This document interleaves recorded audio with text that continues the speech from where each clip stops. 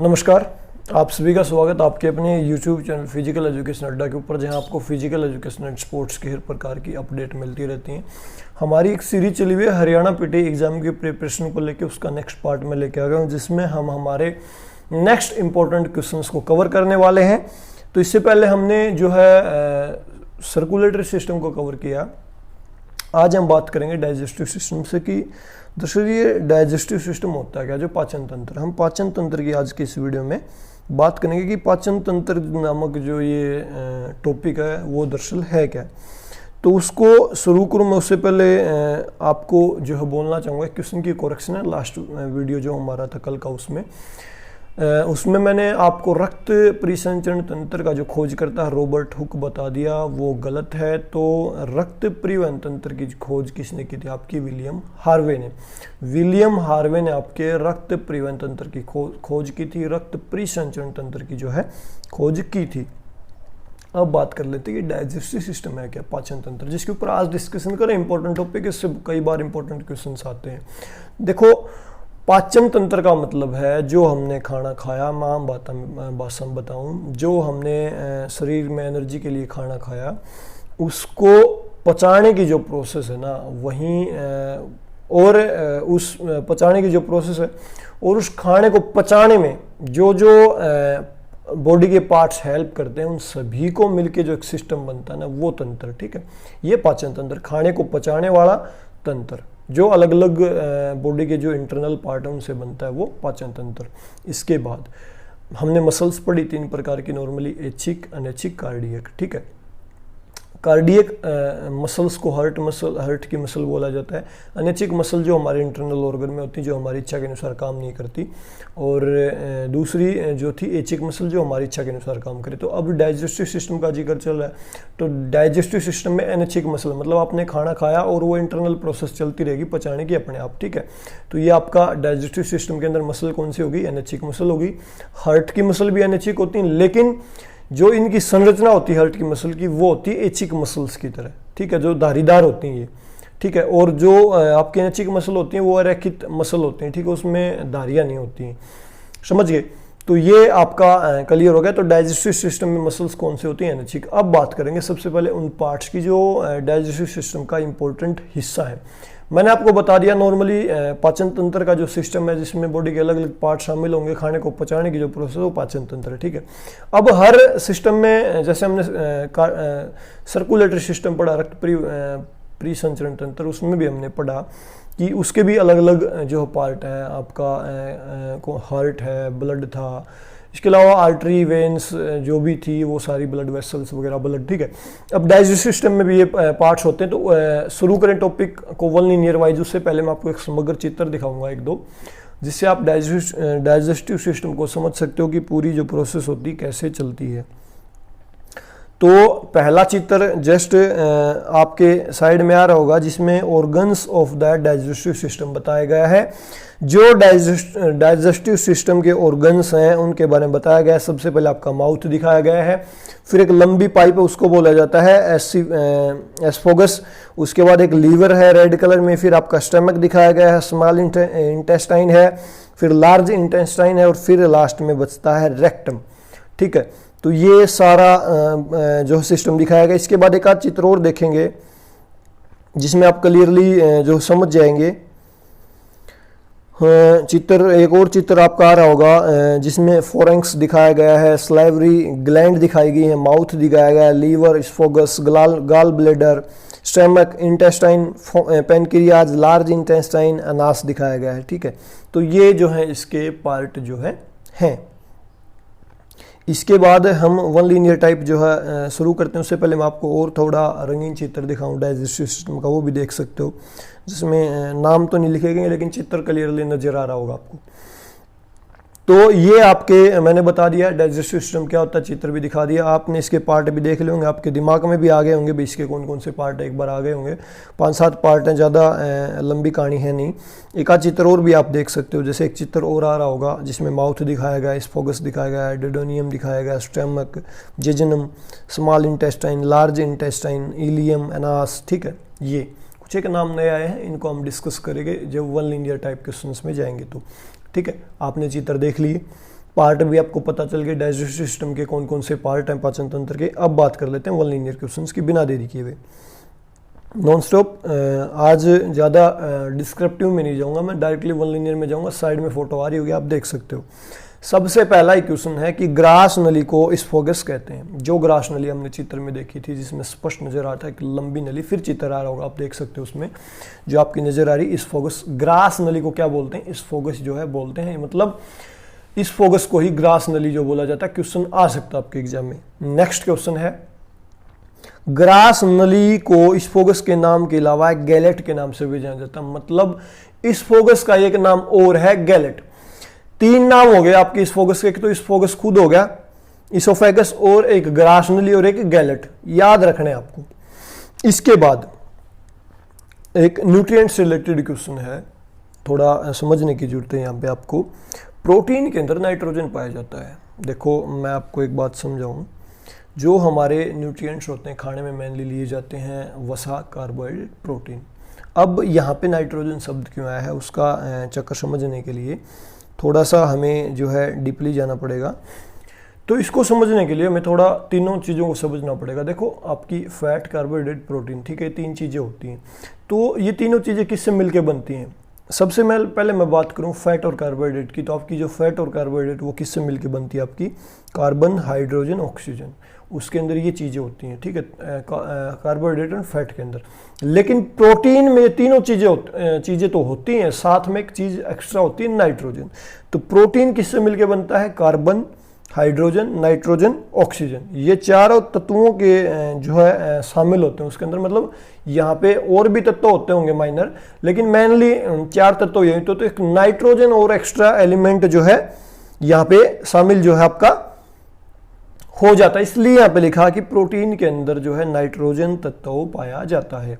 इसके बाद next question है, हमारा जो भोजन है वो पूर्ण रूप से छोटी आंत में पचता, मतलब पूरी प्रोसेस होके जाती रहेगी, और जो आपका लास्ट में भोजन कहाँ पे पचेगा? पूर्ण रूप से जहाँ बॉडी के अलग अलग पार्ट में जाएगा वो पचेगा जाके छोटी आंत में।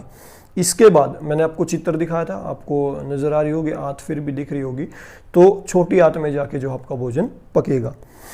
इसके बाद लाइपेज एंजाइम वसा के पाचन में मदद करता है। देखो हम हमारे खाने में फैट लेते हैं, कार्बोहाइड्रेट लेते हैं, प्रोटीन लेते हैं, इन तीनों को पचाने के लिए हमारी जो ग्लैंड होती है इंटरनल, उनको जो अलग अलग प्रकार के एंजाइम्स रिलीज करने होते हैं। मतलब जैसे पेट्रोल जो है, आपको अगर पेट्रोल की गाड़ी लेनी तो पेट्रोल इंजन वाली गाड़ी देखोगे आप, पेट्रोल इंजन किसी गाड़ी में तो आप जो है पेट्रोल ही डलवाओगे उसमें, ठीक है। अगर सीएनजी किट है तो आप सीएनजी डलवाओगे, इसी प्रकार डीजल की गाड़ी में डीजल ही डलवाओगे तो ही अच्छी प्रकार से चलेगी। उसी प्रकार से जो हमारे खाने के स्रोत होते हैं अलग अलग, उसको पचाने के लिए भी बॉडी अलग अलग प्रकार के स्रोत को रिलीज करती है, ठीक है। तो ये अलग अलग जो सोर्सेज हैं हमारे खाने के, उसको उनसे रिलेटेड अलग अलग एंजाइम है। तो उसी प्रकार से यहाँ पे आपका सबसे पहले एक फैट वर्ड आया है जो हम लेते हैं चिकनाई के रूप में शरीर के लिए। अगर उसको शरीर में पचाना है तो वहाँ पे कौन सा एंजाइम आपके पास होना चाहिए? लाइपेज एंजाइम आपकी बॉडी रिलीज करती है जब आप फैट खाते हो उसको पचाने के लिए, समझ गए।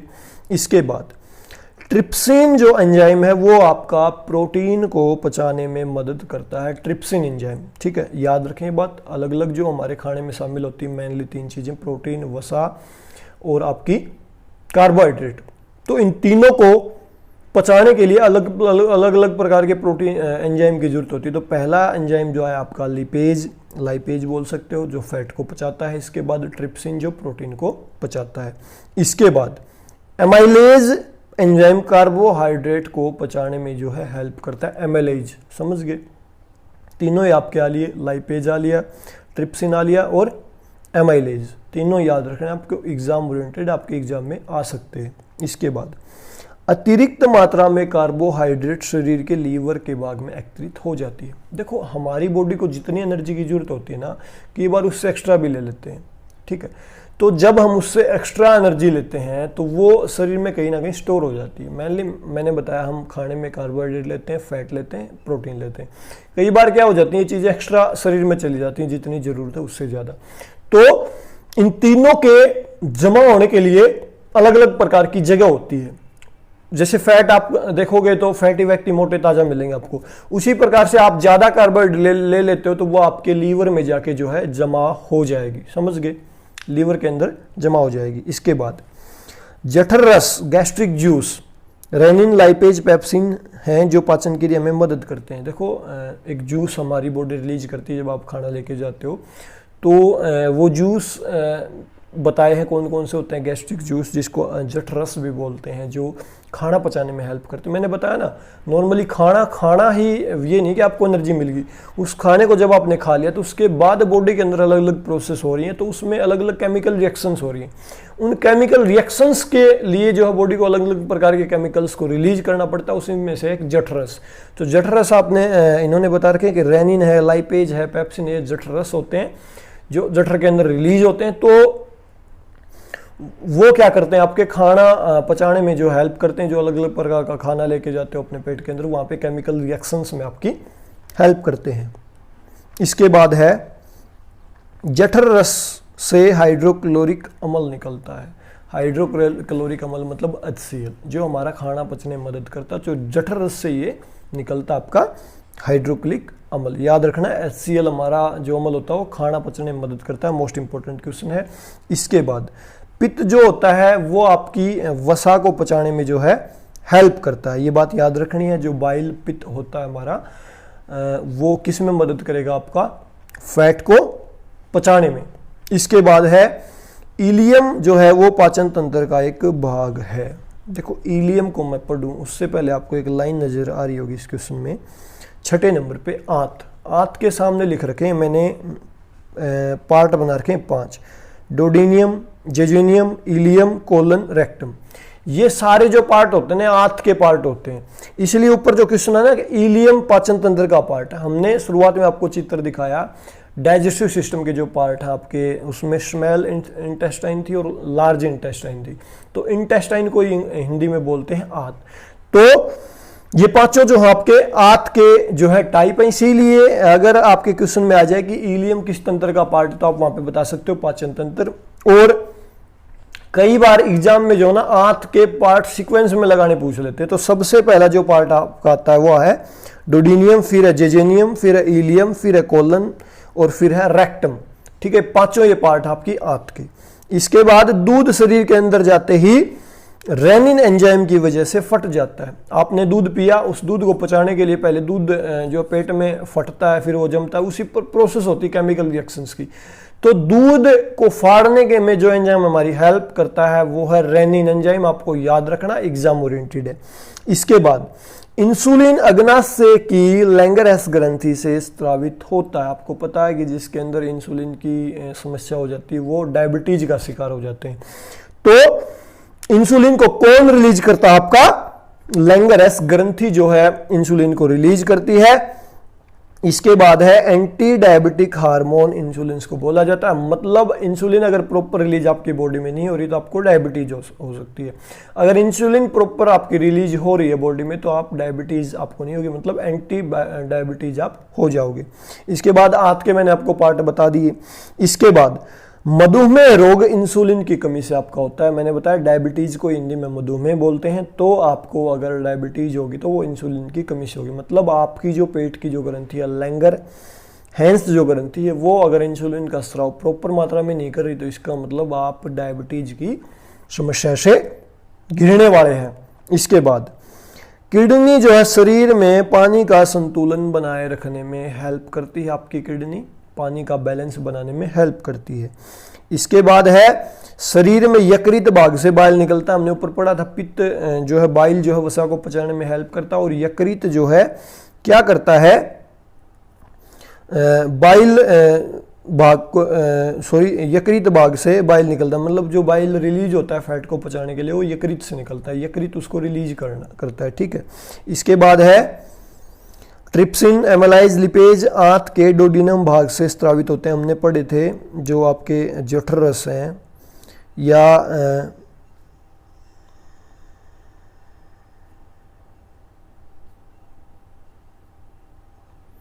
हमने पढ़ा था जठर रस मैंने बताए थे। तो अब ये जो क्वेश्चन आया हुआ जो आपका ट्रिप्सिन है, एमाइलेज है, लिपेज है, ये जो है कौन रिलीज करता है। हमने आंत के पार्ट पढ़ लिए। तो आंत का जो पार्ट, डोडिनम जो पार्ट है, वो जो है इन सबको रिलीज करता है। इसके बाद चलते हैं नेक्स्ट क्वेश्चन के ऊपर। नेक्स्ट क्वेश्चन है, आंत रस को सेक्स इंट्रिकस के नाम से जाना जाता है। जो हमारी आंत जो रिलीज करती है खाना पचाने के लिए जो द्रव या रस कहूँ मैं उसको, तो उसको क्या बोला जाता है? सेक्स इंट्रिकस, याद रखें। इसके बाद है, वसा में ग्लिसरीन और फैटी एसिड के रूप में जो है जमा रहती है। वसा जो शरीर में ग्लिसरीन और फैटी एसिड के रूप में स्टोर जो आपकी होती है, कार्बोहाइड्रेट ग्लाइकोजन के रूप में स्टोर होता है, ठीक है। और जो प्रोटीन है वो एमिनो एमएल के रूप में जो है शरीर के अंदर स्टोर रहता है। इसके बाद कार्बोहाइड्रेट आ गया ना, शरीर में ग्लूकोज के रूप में जो जमा रहती है। इसके बाद प्रोटीन जो एमिनो एसिड के रूप में शरीर में जमा होता है, मैंने बता दी तीनों ही चीज़ें। इसके बाद आप अलग अलग प्रकार के खाना खाते हो, जैसे आप गेहूं खा रहे हो, फल फ्रूट खा रहे हो, सब्जियां खा रहे हो, उसी में से उन सब को पचाने के लिए जो ना बॉडी अलग अलग प्रकार के हार्मोन्स को रिलीज करती है, अलग अलग प्रकार के केमिकल्स को रिलीज करती है। तो अगर आप बाई चांस आलू खाते हो कभी, तो आलू को जो है पचाने में कौन सा एंजाइम हेल्प करता है? एमाइलेज, ठीक है। एमाइलेज और किसके पचाने में हेल्प करता है? कार्बोहाइड्रेट को हमने पढ़ा था। और आलू के अंदर सबसे ज़्यादा कार्बोहाइड्रेट आपके अंदर जो है होती है, बहुत ही ज़्यादा एनर्जेटिक होता है। सबसे ज़्यादा नहीं कहूँगा, लेकिन बहुत ज़्यादा एनर्जेटिक होता है कार्बोहाइड्रेट। मतलब दूसरे जो चीज़ें हैं उनसे ज़्यादा कार्बोहाइड्रेट जो है आलू के अंदर पाई जाती है। इसके बाद है, और ये देखो, जैसे आपके क्वेश्चन आ जाए भाई हम घी खा रहे हैं उसको पचाने में कौन मदद करेगा, तो हमने वो पढ़ लिया कि जो आपका फैटी जो खाना होता है उसको पचाने में कौन हेल्प करता है? वो लाइपेज जो एंजाइम रिलीज होगा अगर आप घी खाते हो तो। मतलब हमने पढ़ लिया वसा को कौन पचाएगा? लाइपेज या लाइपेज बोल सकते हो। और अगर आप प्रोटीन से भरपूर कोई चीज़ खा रहे हो, दालें खा रहे हो, तो उसको पचाने में कौन हेल्प करेगा? ट्रिप्सिन एंजाइम, ठीक है। इसके बाद अमाइलेज का कार्य शर्करा और स्टार्च को माल्टोज में बदलना है। मतलब जो आप कार्बोहाइड्रेट खाते हो फिर वो किस में चेंज होती है? शर्करा और स्टार्च में। शर्करा और स्टार्च को, मतलब आपके फूड में शर्करा और स्टार्च शामिल है, तो उसको अमाइलेज क्या करेगा? माल्टोज में बदल देगा बॉडी में स्टोर करने के लिए, ठीक है। इसके बाद है, 1 ग्राम कार्बोहाइड्रेट 4.1 कैलोरी हमें जो प्रदान करती है। मतलब आप अलग अलग फूड के सोर्सेज खा रहे हो तो उनकी एनर्जी देने की कैपेसिटी भी अलग अलग है। जैसे इनको पचाने के लिए अलग अलग प्रकार के में वो चाहिए, मतलब एंजाइम चाहिए, तो उसी प्रकार से ये पचने के बाद एनर्जी भी अलग अलग मात्रा में देते हैं, ये नहीं कि सभी को बल दे। तो 1 ग्राम कार्बोहाइड्रेट हमें 4.1 किलो कैलोरी जो है देती है। इसके बाद है, 1 ग्राम वसा में 9.1 किलो कैलोरी जो है देती है। इसके अलावा 1 ग्राम जो प्रोटीन है वो हमें 4.1 कैलोरी एनर्जी जो है देता है। देखो अब आपने पढ़ा तीनों, प्रोटीन और कार्बोहाइड्रेट बराबर मात्रा में आपको एनर्जी देते हैं, लेकिन फैट जो है वो सबसे ज़्यादा एनर्जी देती है। 1 ग्राम फैट आपको 9.1 किलो कैलोरी जो है प्रदान करेगी एनर्जी की। तो आप समझ सकते हो कि सबसे ज़्यादा एनर्जी फैट देगा, लेकिन इंस्टेंट अगर आपको एनर्जी की जरूरत है तो उस टाइम पे सबसे ज़्यादा एनर्जी आपको कार्बोहाइड्रेट से मिलेगी। मतलब फैट को एनर्जी में कन्वर्ट होने के लिए टाइम लगता है। जो फैट आपके शरीर में जमा हो जाती है उसको एनर्जी में बदलने के लिए बहुत ही ज़्यादा टाइम लगता है। फॉर एग्जांपल आपने देखा होगा जो फैटी बॉडी वाले होते हैं, अगर उनको वेट कम करना हो तो धीरे धीरे कम होता है, क्योंकि जो फैट है वो एनर्जी में कन्वर्ट होने में बहुत ही ज़्यादा समय लेती है। इसीलिए जो है कार्बोहाइड्रेट मतलब जल्दी खर्च हो जाती है। तो कार्बोहाइड्रेट सबसे जल्दी एनर्जी प्रदान करता है, लेकिन सबसे ज़्यादा एनर्जी कौन प्रदान करता है? आपका फैट। प्रोटीन और कार्बोहाइड्रेट इक्वल है मात्रा के हिसाब से। इसके बाद जो बॉडी बिल्डर न्यूट्रिएंट्स है उसको प्रोटीन बोला जाता है। मतलब बॉडी बिल्डर क्यों बोला जाता है? जो प्रोटीन का जो काम होता है, हमारी बॉडी में जो सेल्स ब्रेक हो जाती हैं उनको दोबारा नवनिर्माण करना। अब अगर आप प्रोटीन अच्छी मात्रा में लेते हो तो आपकी मसल्स जो बननी शुरू हो जाती है, क्योंकि वो उनको जो है मरम्मत करनी शुरू कर देता है, ठीक है। तो ये थे आज के क्वेश्चंस, बिना देरी किए हमने पूरे कर दिए। वीडियो थोड़ा सा लंबा जो, लेकिन क्वेश्चंस भी हमने ज़्यादा कवर किया आज की वीडियो में पहले से ज़्यादा। तो नेक्स्ट पार्ट में डाइजेस्टिव सिस्टम से रिलेटेड इंपॉर्टेंट चीज़ें कवर हो जाएंगी। इस वीडियो को मैंने डिस्क्रिप्टिव नहीं बनाया। क्यों नहीं बनाया? इसका रीज़न ये कि मेरे को कमेंट भी आएगा तो कि डायरेक्टली ऑब्जेक्टिव टाइप सीरीज करवाइए। ऑब्जेक्टिव टाइप की बजाय ये मेरे को बेटर तरीका लगता है कि वो एक लाइन में आप क्वेश्चंस को देख लेते हो। अब बात करते हैं बुक की। मैंने आपको जैसा कि बोला था कि जल्दी बुक आएगी, तो बिल्कुल बुक आने वाली है। मुश्किल से 2 दिन का समय और लगना, उसके बाद आपको जो है बता दिया जाएगा क्या प्रोसेस रहेगी, क्या प्राइस रहेगा उसका। और प्राइस जो है बिल्कुल कम रहेगा, बेफिक्र रहे। बहुत ही ज़्यादा हाई चीज़ आपको नहीं प्रोवाइड होने वाली, करवाने वाले हम हाई प्राइस की बुक जो है। और जो ये क्वेश्चंस हमारे हो रहे हैं, ये क्वेश्चंस आपको बुक के अंदर सारे मिल जाएंगे 1 लीनियर टाइप में इजीली, एक एक क्वेश्चन। उसके अंदर आपको ऑब्जेक्टिव टाइप क्वेश्चंस की सीरीज भी मिलेगी। इसके अलावा जो 1 वर्ड है, मतलब आपके फिजिकल में बहुत सारे वर्ड हैं जो एक लाइन की परिभाषा के होते हैं, वो भी आपको उसके अंदर मिल जाएंगे, ठीक है। तो बुक्स जल्दी आने वाली है, इंतज़ार करें, थोड़ा सा और इंतज़ार। हमें भी बहुत ज़्यादा टाइम लग रहा है, बहुत ही ज़्यादा उसके ऊपर टाइम भी देना पड़ रहा है। लेकिन आपको पता है कि एक दिन में इतना आसान नहीं है कि एक दिन में बुक छप के आ जाए। तो इसके ऊपर प्रोसेस हमने तभी शुरू किया था जब क्लियर हो गया था कि भर्ती ज़रूर होने की संभावना है। तो ये है, और अभी के लिए इस वीडियो में इतना ही। अगर हमारे द्वारा करवाए गए क्वेश्चंस की सीरीज आपको अच्छी लगी तो आप वीडियो को लाइक कर सकते हो, शेयर कर सकते हो, और लगातार हमारे साथ बने रह सकते हो। इसी प्रकार के वीडियोज़ लगातार आते रहेंगे। अभी के लिए इस वीडियो में इतना ही। अगर आपको किसी भी क्वेश्चन में कुछ भी करेक्शन लगती है तो आप हमें बता सकते हो, और इसके अलावा किसी खास टॉपिक को लेकर आपके मन में कोई जिज्ञासा तो कमेंट भी कर सकते हो। अभी के लिए इस वीडियो में इतना ही। वीडियो को लास्ट तक देखने के लिए आप सभी का बहुत बहुत धन्यवाद। Thank you.